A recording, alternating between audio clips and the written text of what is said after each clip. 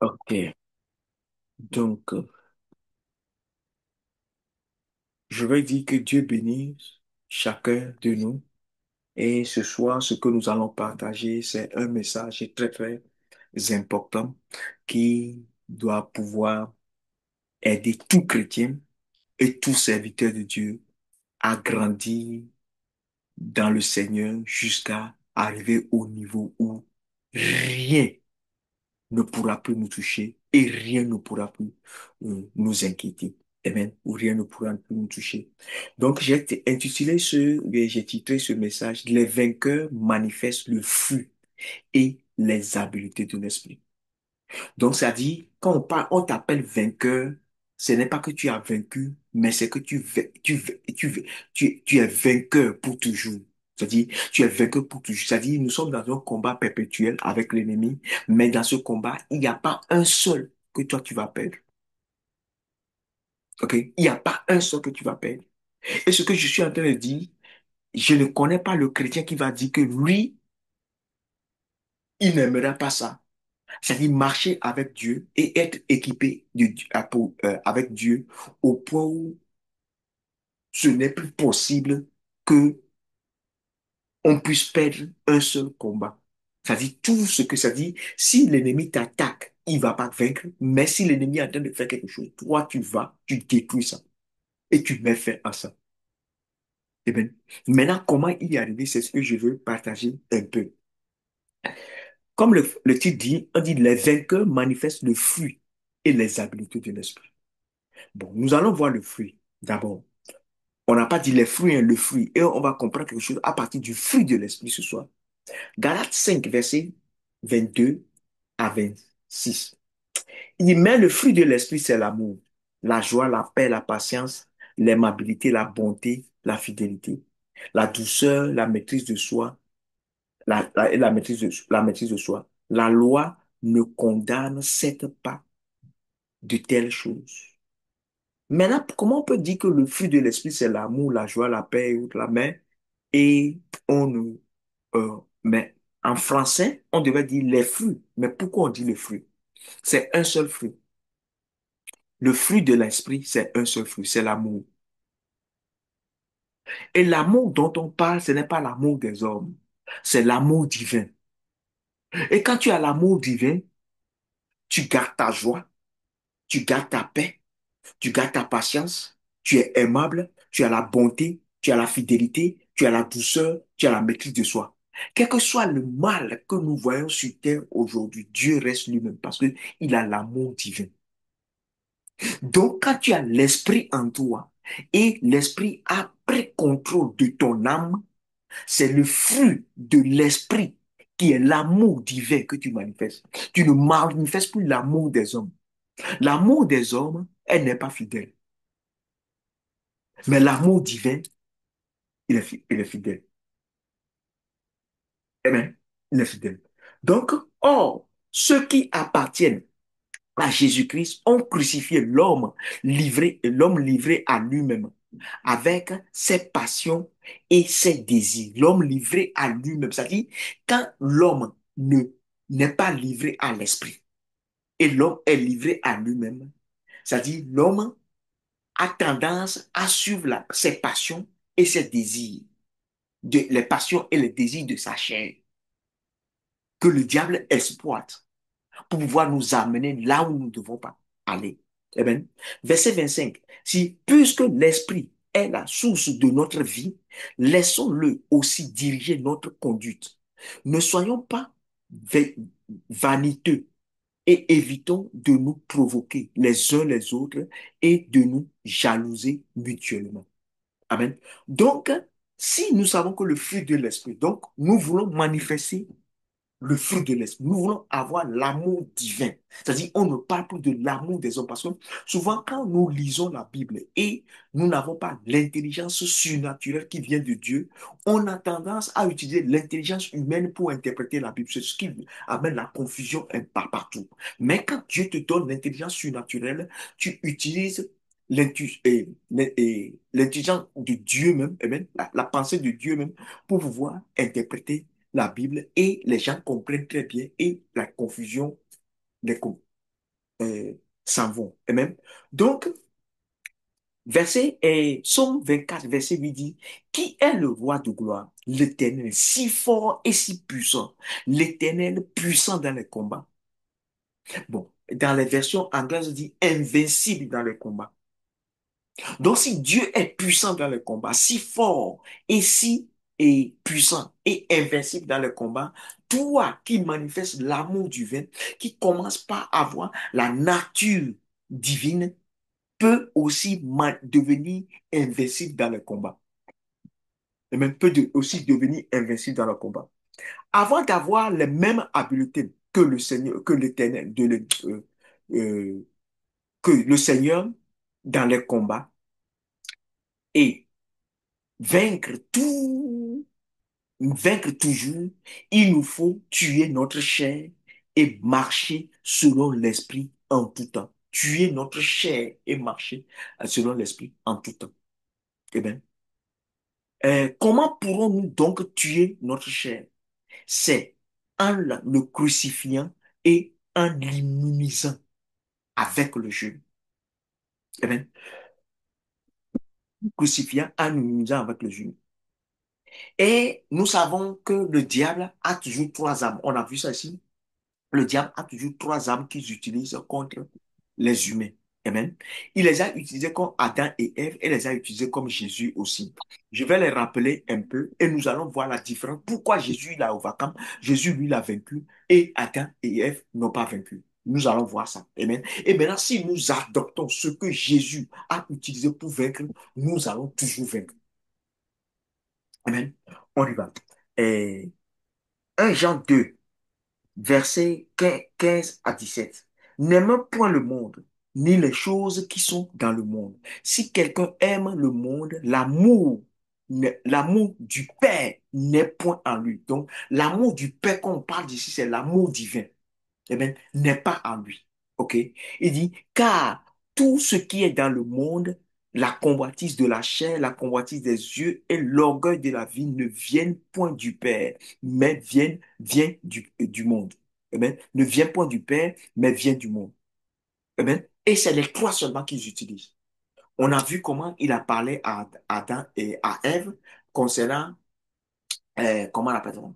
Le fruit de l'arbre de la connaissance du bien et du mal, l'orgueil qui était dedans, la convoitise de la chair qui était dedans, la convoitise des yeux, quand on dit comment, et on dit que it looks good, ça dit, c'était appétissant, c'était joli, l'arbre était attirant, appétissant, tu vois, non? Ça, c'est la convoitise des yeux. Il dit appétissant, ça dit la convoitise de la chair, que ça va être bon à manger. Amen. Maintenant, quand tu manges, tu vas devenir comme Dieu, l'orgueil pour que vous deveniez aussi grand comme Dieu. La même chose, il a donné les trois tentations de Jésus, c'est la même chose. Eh bien, la même chose. Mais comment Jésus a pu gagner? Jésus a gagné parce qu'il est venu à Jésus quand Jésus a fini 3 ans, les 40 jours de jeûne. Et c'est quand Jésus a fini les 40 jours de jeûne, donc la chair de Jésus était complètement morte. Donc Jésus n'est pas tombé dans son piège.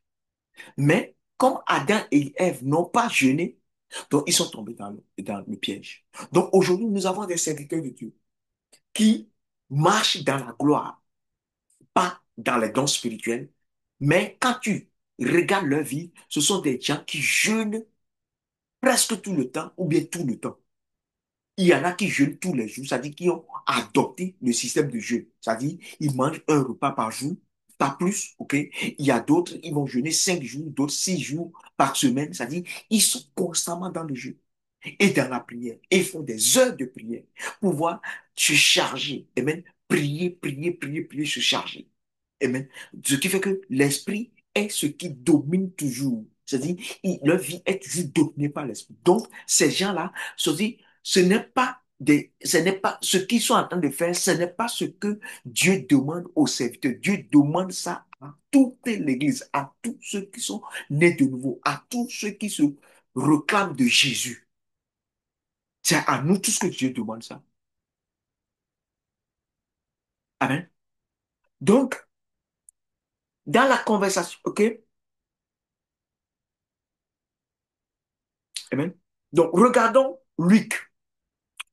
ce que le diable, ou bien la Bible dit après l'échec du diable. en tentant Jésus. Regardons ça. OK? Luc 4, je vais lire parce qu'on connaît les trois trucs, oh, je ne vais pas rentrer dedans. Luc 4, verset 13 à 14. Elle dit, après avoir tenté de toutes ces manières, le diable s'éloigna de lui jusqu'à un moment favorable. C'est-à-dire, il est parti pour que le moment favorable arrive pour attaquer encore. Maintenant, comment se fait-il qu'il nous attaque et nous n'apprenons pas de cela et nous sommes là à nous lamenter, oh, il nous a attaqué, oh, pasteur, oh, prophète, oh, apôtre, oh, ceci. Non, peut-être que nous n'avons pas été bien enseignés. Ou bien l'apôtre et le prophète, lui, il veut être celui dont les gens vont dépendre tout le temps. Non, Dieu dit, il faut qu'on équipe les gens jusqu'à ce que nous tous, nous soyons comme Jésus. Et l'apôtre et le fidèle et tout le monde rentre dans la plénitude de Jésus. Et tout le monde rentre dans la plénitude de Jésus. Qui peut attaquer qui? Et vous ne voulez pas que la Bible dit, en quoi même, quoi? En Révélation, Apocalypse 11 verset 15, que, attends, je vais prendre ça rapidement, je vais lire. Apocalypse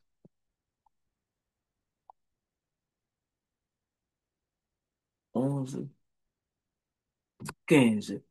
Il dit, le septième ange sonna de la trompette et, et des voix retentissent dans le ciel.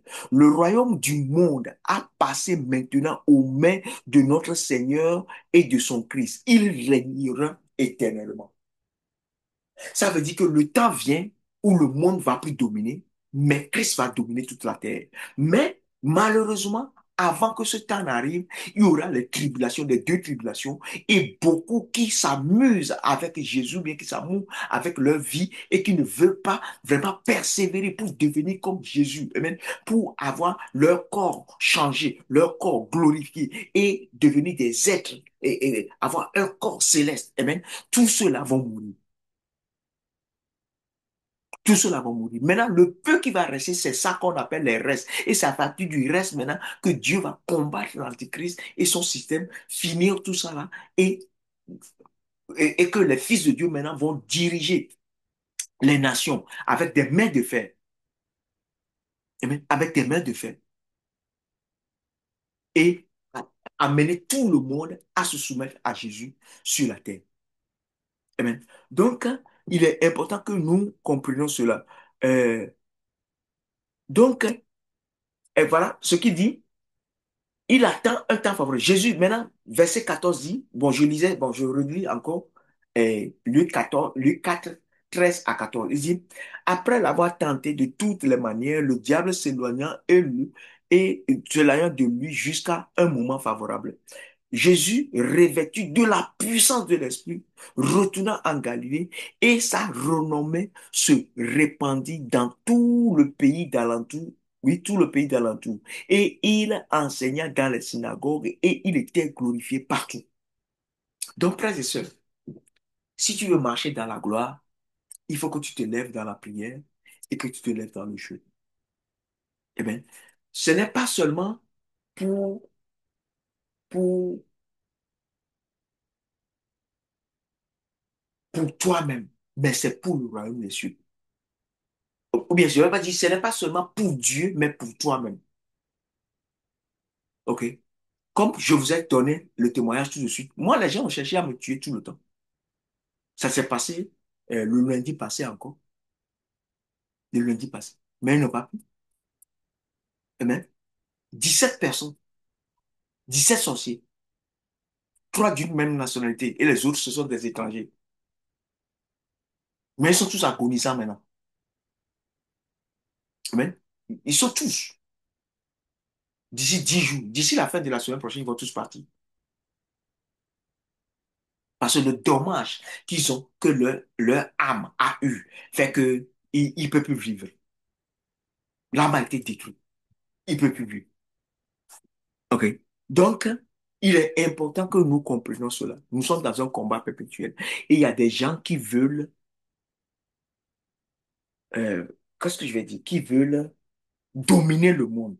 Un monde que Dieu a créé un objectif donné. Vous n'avez pas créé le monde et c'est vous qui veut le dominer.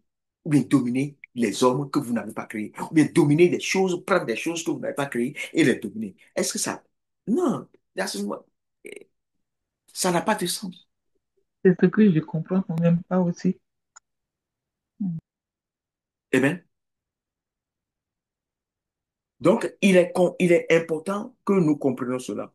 Donc, frères et sœurs, si vous voulez marcher en vainqueur dans tous les combats, comme Dieu lui-même ou bien Jésus lui-même, il faut joindre des églises où on pratique Éphésiens 4 versets 11 à 15. Je vais lire Éphésiens 4 versets 11 à 15. C'est-à-dire, toute église qui est de Jésus doit pratiquer ça. Et tout chrétien qui est de Jésus doit se mettre dans ça. Si tu ne te mets pas dans ça, tu vas avoir des problèmes. Amen. Celui qui ne se met pas dans ça va avoir des problèmes. Ça, c'est clair. OK? Donc, on y va. Éphésiens 4, versets 11 à 15. Et il a donné les uns comme apôtres, les autres comme prophètes, les autres comme évangélistes, les autres comme pasteurs et docteurs, pour le perfectionnement des saints, en vue de l'œuvre du ministère et de l'éducation du corps de Christ. En vue de l'œuvre du ministère, tout le monde est appelé. C'est-à-dire, si tu es, moi j'ai dit aux gens, OK, si tu veux me suivre, OK, tant que tu ne manifestes pas les fruits de l'esprit et tu ne manifestes pas les habiletés de l'esprit, tu n'es pas membre de l'Église. Tu n'es pas membre. Tu es seulement visiteur. Même tu peux être visiteur pendant 10 ans. Parce que un membre, quand tu vois mon corps, est-ce qu'il y a un membre de mon corps, quelque chose dans mon corps, sur mon corps, qui ne travaille pas? Même ceux qui sont entre les organes qui sont à l'intérieur, chacun a un rôle à jouer. Toi, tu ne joues aucun rôle divin. Tu ne manifestes rien de divin. Et tu veux dire que tu es membre du corps du Christ? Non, Christ est divin. Christ est divin. Donc tu viens pour être transformé et être équipé, glorifié pour manifester la divinité. Si tu ne peux pas manifester la divinité, tu es seulement un homme autour de nous qui vient au cinéma pour voir les bonnes choses que Dieu est en train de faire. Tu applaudis, tu es content, ça te satisfait, mais attends, un jour on va payer ton cercueil, tu vas mourir. Mais si tu viens et dans ton cœur, tu dis, Jésus est mon modèle, je veux devenir comme Jésus, tu es bienvenu dans notre groupe. OK? Que ce soit le groupe dans lequel nous sommes en train de partager actuellement, ou que ce soit à l'église, OK? N'importe quel groupe, tu es bienvenu. Mais crois que tu vas dépendre de moi. Hum. C'est pas. Moi, je suis pas venu pour être babysitter de quelqu'un. Ça dit babysitter, comment on dit ça? Nanny de quelqu'un pendant des années. C'est pas possible. Eh bien, Dieu ne nous demande pas ça. On y va. Il dit, pour le perfectionnement, jusqu'à ce que nous soyons tous parvenus à l'unité de la foi et à la connaissance du Fils de Dieu. C'est-à-dire, quand on parle de connaissance, on dit la connaissance expérimentale. Bon, je vais te donner quelque chose. On connaît la patience. C'est une vertu de Dieu. Tu peux avoir la révélation, tu peux connaître le mot patience sans comprendre la patience. Mais quand tu as la révélation de la patience, tu comprends ce que Dieu dit à travers patience. Maintenant, quand tu commences par la manifester et tu as cette patience en toi, dans ta personnalité, quand tu parles de patience, le Saint-Esprit oint ce que tu dis et les gens sont convaincus. Maintenant, tant que ce que tu es en train de dire n'est pas dans ta vie, OK? Tu ne peux pas convaincre. C'est-à-dire, il y a une puissance qu'on appelle anakazo, qui est la puissance qui compelle les gens à faire ce que tu dis, ou bien qui convainc les gens. Et même anakazo. Donc, en grec, ça dit anakazo. Donc, cette puissance-là, tu ne peux pas l'avoir. Tu ne peux pas l'avoir. Donc, il faut pouvoir, c'est-à-dire d'abord, il faut connaître la parole de Dieu. Et quand tu connais la parole de Dieu, je peux dire la Bible, tu connais la Bible. Maintenant, quand tu connais la Bible, il faut maintenant, au-delà de la Bible, connaître la parole de Dieu. Eh bien, je m'explique. Si tu connais la Bible, tu peux l'avoir dans ton propre interprétation humaine, bien quelqu'un va prendre une interprétation humaine pour te le donner. Maintenant, quand tu arrives à avoir la révélation, et c'est ce que l'Esprit de Dieu dit, ou bien Jésus, ou bien l'Esprit de Dieu, c'est-à-dire la voix de Dieu, c'est-à-dire la véritable voix de Dieu, dit de ce que tu es en train de lire, ce que tu comprends qui vient réellement de Dieu, c'est ça qui est la parole de Dieu. C'est-à-dire une parole qui ne sort pas de la bouche de Dieu n'est pas de Dieu. Une interprétation qui n'est pas de Dieu n'est pas la parole de Dieu. Amen. Donc maintenant, quand tu as la parole de Dieu qui est la révélation, le réman, la révélation, maintenant tu l'adoptes. Et maintenant, pour pouvoir l'adopter aussi, ça ne se passe pas automatiquement, hein. Il faut que tu aies ta chair à travers le jeûne pour que maintenant la chair ne combat plus ce que la parole dit. Et quand tu l'adoptes et quand tu le prêches, ou bien quand tu l'enseignes, là, le Saint-Esprit qui te l'a donné et qui l'a établi en toi peut maintenant convaincre les autres aussi à être inspiré de ça. Amen. Donc, il est important. Donc, on y va jusqu'à ce que nous soyons tous parvenus à l'unité de la foi et de la connaissance de Dieu. C'est-à-dire que si tu l'as vécu, tu le connais. Ce n'est pas que tu es seulement informé, vécu. Amen. Amen. À l'état d'homme parfait. La Bible dit ici, à l'état d'homme parfait. Donc, ça veut dire qu'il n'y a plus de reproche, où le diable ne peut plus rien faire contre toi. À la mesure de la stature parfaite de Christ. Amen. Donc, Éphésiens 3, ce que Éphésiens 4 dit ici est que ça dit toutes les églises et tous serviteurs de Dieu, qui est réellement de Dieu, s'il ne fait pas ça, il est en train de décevoir les gens. S'il n'est pas dans cette vision, il est en train de décevoir les gens. Et si tu, ça dit un homme de Dieu, ou bien un serviteur de Dieu, qui n'est pas dans cette vision, ne peut pas passer par ce chemin et ne peut jamais t'amener dans ce chemin. Il faut passer par le chemin pour pouvoir amener les gens dans ce chemin. Amen. Donc, elle dit, verset 14, afin que nous ne soyons plus des enfants flottants et emportés à tout vent de doctrine par la tromperie des hommes, par leur ruse dans le moyen de séduction. Amen. Et on en a plein, par leur ruse dans le moyen de séduction, mais que professant la vérité dans la charité, nous croissions à tout égard en celui qui est le chef, Christ. Amen. En celui qui est le chef, Christ. Donc, il est important que nous comprenions. Si nous comprenons ça, je te dis, cette vision, ça dit que ça soit établi dans la vie de toute personne qui écoute ceci. Ça dit, si tu es dans une église et ce n'est pas ça, il faut chercher une autre église. À moins que tu es dans une église où toi-même tu sais que tu peux chercher ça. Et maintenant, tu suis des gens qui sont dans cette vision à travers l'Internet et autres, et ça te pousse, ça t'amène dans ça. Eh bien, parce que tant que tu ne cherches pas la glorification, tant que tu ne cherches pas à être comme Christ, tu vas toujours subir la dictée ou bien les choses du diable de temps en temps. Et c'est les frustrations. Amen. Donc, on y va. Donc, tout pasteur, amen. Bon, ok. Bon, j'ai dit ça. À l'église de Jésus-Christ, ok, Dieu a donné les dons spirituels de différents types d'onctions et la gloire. C'est-à-dire, et la gloire, c'est-à-dire, c'est la nature de Dieu. Amen. Ceux qui marchent dans la gloire sont ceux qui deviennent invincibles dans tous les combats. Dans la gloire, tu deviens invincible dans tous les combats. Et pour marcher dans la gloire, il faut se couper complètement du monde et de ses pratiques. Il faut se couper complètement du monde et de ses pratiques. Je vais vous dire quelque chose. Quand nous donnons notre vie à Jésus, le Saint-Esprit rentre en nous. Le Saint-Esprit est en toi et partout où tu vas et tout ce que tu vas, tu fais, le Saint-Esprit voit ça. Et la Bible dit que n'attristez pas le Saint-Esprit. Amen. Donc, il y a des choses. Quand tu te mets pour regarder comme des émissions, quand tu te mets pour regarder, le Saint-Esprit est attristé en toi. Il y a des coins, quand tu vas, par exemple, dans les boîtes de nuit, ou bien dans les boîtes de nuit, ou bien dans les bars et autres, là, la sirène des eaux domine là-bas. Donc, si après tu reviens et tu as des attaques spirituelles, des trucs, plein de choses, ou bien mari de nuit, ou bien des trucs comme ça, des trucs sexuels dans le... Mais tu vas dire quoi? Que tu es chrétien et tu vas te plaindre pourquoi? Tu vas pas te plaindre. Toi-même, tu es parti sur le terrain de l'église. La façon dont quand on rentre dans une église où la gloire de Dieu est, l'onction de Dieu, la puissance de Dieu se manifeste dans ce coin. C'est comme ça quand tu vas aussi dans les bars ou bien dans les boîtes de nuit, la sirène des eaux, qui est l'onction, ok, diabolique aussi se manifeste là-bas. Ça rentre en toi et tu as des désirs que tu ne devais pas avoir, mais tu vas te croire, tu vas te croire en joie. Et pourquoi? Cette joie, c'est la joie de la chair. qui vient de la chair. Ça ne vient pas de l'esprit. Mais ça vient de la chair, ça ne vient pas de l'esprit. Amen. Donc, il faut se couper de tout ça là. Amen. Il faut se couper de tout ça. Et je vais lire Colossiens 3, pardon, versets 1 à 8, et nous allons comprendre.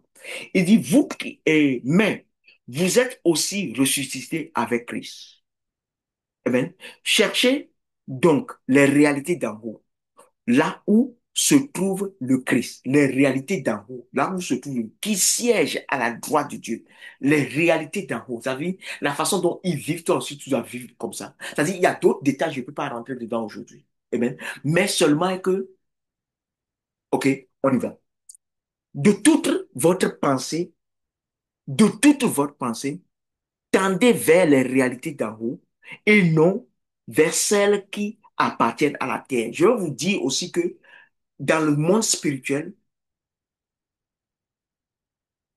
les mouvements sont déterminés par la pensée. Par exemple, si aujourd'hui, tout de suite, je suis ici et ma tête va sur quelqu'un en France ou bien quelqu'un au Togo, je suis déjà parti, je suis revenu. Mon esprit, mon âme est partie là-bas pour revenir comme ça. Ça va comme ça. Vite, vite, c'est pourquoi ça fait des histoires de secondes.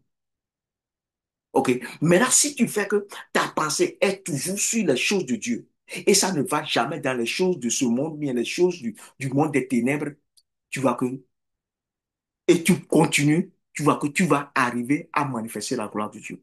Et c'est ce qu'il dit ici, verset 3. Il dit, car vous êtes morts et votre vie est cachée avec le Christ en Dieu. Le jour où le Christ apparaîtra, qui est votre vie, lui qui est votre vie, alors vous paraîtrez, vous aussi, avec lui, en partageant sa gloire. En partageant, donc tu dois avoir la nature. C'est-à-dire, je ne peux pas aller. C'est-à-dire, quand tu es glorifié, comment ton corps est, tout ça là. C'est-à-dire, il y a eu d'autres détails que j'ai encore vus, d'autres détails. Amen. Amen. Faites donc mourir. Mais bon, je ne peux pas le dire. Bon, après, je vais vous dire, mais je ne peux pas le dire parce que ça, je suis en train de l'enregistrer, je vais mettre sur l'Internet. Mais c'est les gens qui ont cru et qui veulent maintenant être formés. Amen. C'est-à-dire, être formés ou bien eux rentrer dans ça, c'est eux qui vont avoir tout. Parce que Jésus même, il disait tout, mais il ne disait pas tout. Il disait les choses qui sont vraiment cachées, il le disait à ses apôtres. Amen. À ses apôtres en aparté. C'est pas tout qu'on met sur le lieu public. OK?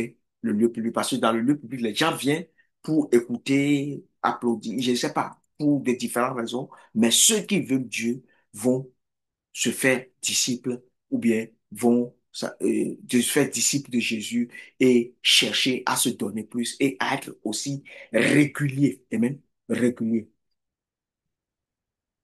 Amen.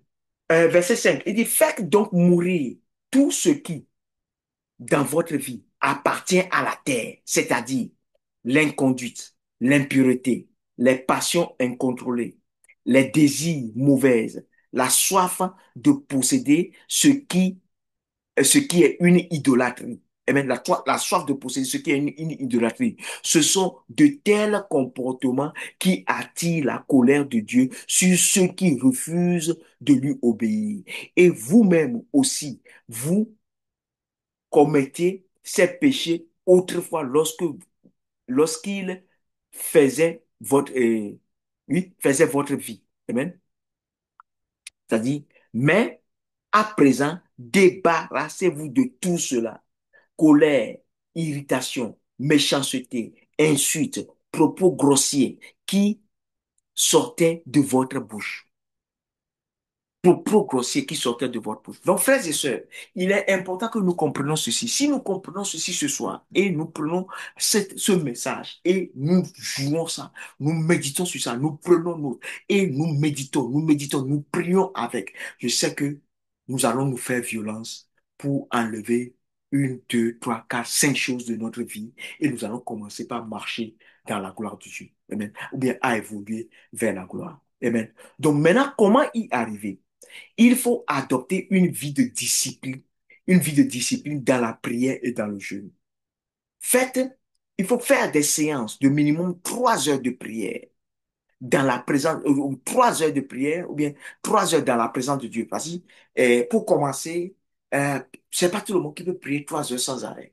Donc, tu peux lire ta Bible. Quand tu finis de lire ta Bible, pendant que tu lis ta Bible, tu découvres des choses, tu arrêtes, tu t'arrêtes, tu pries, tu demandes, tu découvres des choses que, ah, ce sont des choses qui sont mauvaises, qui sont dans ta vie. Tu te répands et tu demandes Dieu d'enlever. C'est-à-dire, tu passes ce temps avec Dieu. Tu passes ce temps avec Dieu. Ça va arriver un moment où tu vas pouvoir arriver à accumuler beaucoup de l'énergie divine en toi et tu vas commencer par prier pendant longtemps. Maintenant, quand on prie 3 heures, il faut aussi faire des prières, des veillées, ou bien je peux dire des mini-veillées, où on peut faire peut-être 3 heures, au moins 3 fois, au moins, disons au moins 3 fois dans la semaine. Ou c'est pourquoi nous, toutes nos réunions, je les ai mis au-delà de 21 heures. Parce que la nuit commence à 18 heures et ça finit à 6 heures du matin. Donc, si on commence à 21 heures jusqu'à minuit, 1 heure du matin et autres, on est déjà dans la nuit. Donc, ça nous habitue déjà et maintenant, on peut le faire aussi seul. Et maintenant, on peut le faire aussi seul. Et maintenant, quand ça arrive à un niveau, tu peux même prendre même tes vendredis, tu fais 7 heures de prière, 7 heures, tu passes toute la nuit, le samedi, tu dors, tu te réveilles l'après-midi, tu vas faire tes courses ou bien tout ce que tu dois faire. Ça dit, il faut devenir, avoir l'addiction pour les choses de Dieu, chercher Dieu de plus en plus. Et tu vas non. Et les choses vont changer. Donc, et concernant le jeûne, je recommande le jeûne de Ézéchiel. Eh bien, je recommande, et c'est ici que je vais finir, je recommande le jeûne de Ézéchiel parce que Jésus, il a fait 4 jours, il a fait 40 jours, 40 jours. Mais avec nos boulots et autres, c'est difficile de conseiller à tout le monde de faire 40 jours. Mais le jeûne d'Ézéchiel, on peut quand même le faire. Eh bien, je prends Ézéchiel 4, verset 9 à 11. Et maintenant, prends du blé, de l'orge, du fève, des lentilles, des millets, des épeautres, de l'épeautre, mets le tout dans un même récipient et fais-en ta nourriture. Eh bien, c'est là que tu mangeras, eh bien, c'est là ce que tu mangeras tout le long des 340 90 jours, les 390 jours où tu seras couché sur le côté. Ta ration journalière, c'est-à-dire ta nourriture du jour, ta ration journalière, elle dit, ta ration, ici, il dit ta ration journalière de nourriture sera de 220 grammes et tu en consommeras de temps en temps. Donc, tu prends un repas seulement, tu manges le seul repas. Bon, Ézéchiel, peut-être par rapport à son poids et sa corpulence, Dieu lui a demandé 220 grammes, OK? Mais toi et moi, nous savons ce que nous mangeons comme un repas. Prends le plat, OK? L'assiette, c'est un repas. Mange un peu.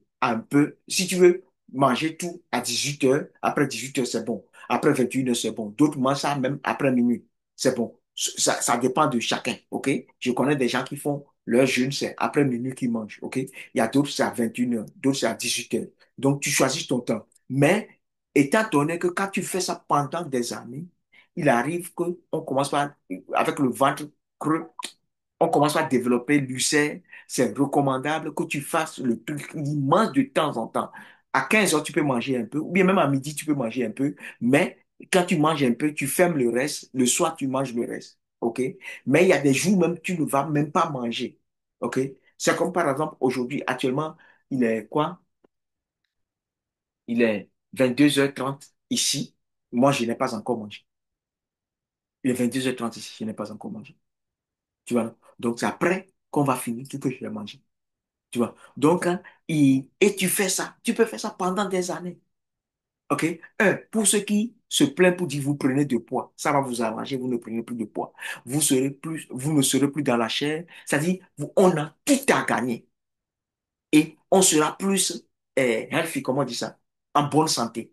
Donc, tu vois, donc là, dans la Bible, on a tout. Amen. Et on sera aussi spirituel.